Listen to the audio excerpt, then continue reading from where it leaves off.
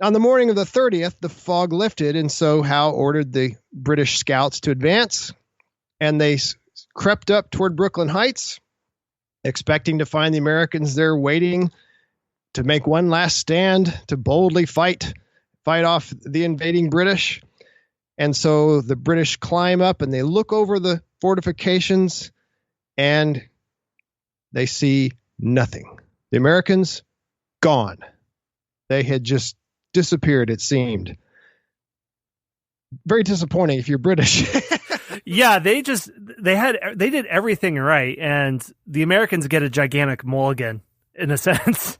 Yeah. Either God was looking out for them or somebody was looking out for them. The weather was looking out for them. Something happened, or it was just plain luck, depending on your beliefs. But what had happened is all through the night, Washington had rounded up a bunch of ships, and they were piloted by some men from Marblehead, Massachusetts, commanded by Colonel John Glover. We'll see him again later, too. These ships, just a few at a time, they ferried Washington's army over from Brooklyn across the river into Manhattan, which is, of course, at the time much safer. And they muffled their oars. They did everything they could to be quiet. But at the same time, they left a few guys until the very last minute in the Brooklyn Heights, and their orders were to make noise, act like you're several thousand people, keep the campfires burning to fool the British. And it worked perfectly. It was a real roll of the dice, Scott, but Washington, and this is not going to be the last time that Washington gambles and wins. I think if they'd had Vegas back then, he probably should have gone. Yeah, I mean, made some money. Napoleon said something about, I don't care about a man's skill, find me one who is lucky, something along those lines. I don't know. Yeah, and Washington, time and time again, we're going to see this. And Washington, to his great credit, he left on the very last boat. The British were just beginning to search the area. And because of this bold action and this gutsy action on the part of Washington and his army, 9,500 men were saved. Just think if those, also thanks to the weather, yeah. if those 9,500 men had been captured in Brooklyn Heights, that probably would have been it, particularly if they would have captured Washington. I mean, who's going to lead the army after that? Charles Lee? I don't think so. Hey, Benedict Arnold's still around. He's a loyal patriot, right? Oh, well, yeah. He probably would have tried. He was a little too gutsy, though. All right, so Washington's defeat revealed his deficiencies as a strategist. You know, that's one thing we tend to think of Washington as this brilliant genius that did everything right. He never did anything wrong, but actually he made a lot of mistakes here. He split his forces. He had inexperienced generals who misunderstood the situation, and his raw troops had fled in disorder at the first shots, at least, in the Battle of Long Island, not in Brooklyn. However, his daring nighttime retreat has been seen by some historians as one of his greatest military feats. Other historians concentrate on the failure of British naval forces to prevent the withdrawal. So, Long Island is going to end up being the biggest battle of the Revolutionary War. 10,000 Americans and 20,000 British and Hessians participated. So, yeah, we may want to stop and discuss this. I know you've got some other things you want to add, but maybe we'll talk about this. So what is it? What do you think, listener? Is this a brilliant move by Washington, or is it a big blunder by William Howe? Is William Howe the George McClellan of the British Army? Or is Washington the Fabian who keeps retreating until the supply lines are stretched too far? Yeah. So, it was Washington the Robert E. Lee who picks his battles and only fights when he wants to and then retreats when he needs to and gets away. Interesting food for thought. What do you think, Scott?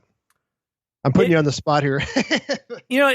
There's so many different ways you can argue this, because if Washington is dinged anywhere, the way that people make them feel smart with history is oftentimes always to take the revisionist tack. And I do it a lot too, so I'm by no means innocent. And with Washington, because there's this aura about him with how instrumental he is at every single stage of the early parts of America, the fault that they'll find with him is he was a poor strategist. That great statesman, great figurehead, impeccable character to provide hope at the lowest times of the war effort, But when it came to actual on-the-ground strategy, he ranks low in the pantheon of American commanders, that you could find many people in the Civil War, even the Revolutionary War, who could best him in terms of strategy. Other authors have written against this, that they're trying to push back against that narrative, that one may see a poor planner, others might see a Fabian who, in the onslaught of Hannibal of Carthage, is simply trying to exhaust a superior tactician by stretching his supply lines way too thin. So I would sort of strike the middle ground, that I would say I don't think he's a hidden genius, that history is misunderstood. I think it would be very hard for Washington's faults not to be consumed in the aura of his other achievements, especially in early American history in the 19th century, when many of these early histories are being written. I would put it somewhere in the middle. What do you think? I agree with you. I think both are true. I think Washington does. I mean, he deserves some blame for. Well, I don't even know if he deserves blame for splitting his forces, because again, like I said, he didn't know where the British were going to hit. So let's say he'd put everybody in Brooklyn. Maybe he couldn't have got all of them out of there, because he's got about 20,000 total in the vicinity. So, maybe he was doing okay. I don't know. You can look at it both ways. Certainly the retreat was a brilliant move. It was gutsy. It could have gone horribly, though. It's one of those things, Scott, where, if you're watching a football game and your team is down by 6 points in the fourth quarter and they throw a Hail Mary and it works, you say, oh, that was brilliant. That coach deserves a raise and so on. But if they mess it up, you're like, man, that was stupid. Why would you do something so crazy? So it certainly could have gone either way. But Washington, he deserves credit for trying something that might save his army. He certainly, if he had just kept those 9,000 soldiers in Brooklyn Heights, they would have eventually, the weather wasn't going to be bad forever. So eventually they would have been captured. I think Washington, one of his greatness as a commander, I agree with what you said. One thing about Washington that really made him an effective commander, even though he wasn't a brilliant tactician, was his ability to learn and grow. Scott and I did that whole Civil War battle series, and we saw some generals make the same mistake again and again and again.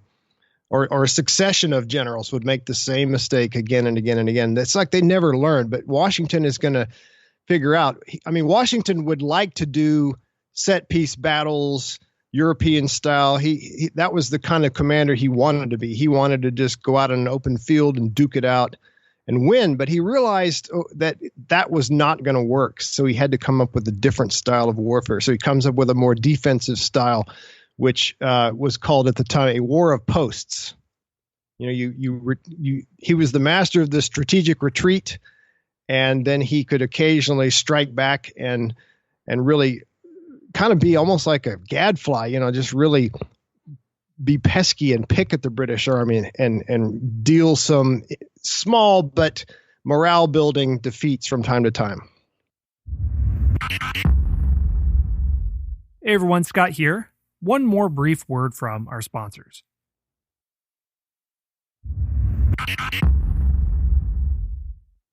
I suppose the positive take on all this is that Washington was not a career military man, and he could have been a little bit rusty from the French-Indian War a decade ago and was still shaking that off and getting used to very large battles, if we want to give the most positive take on him reacclimating to how to lead an army.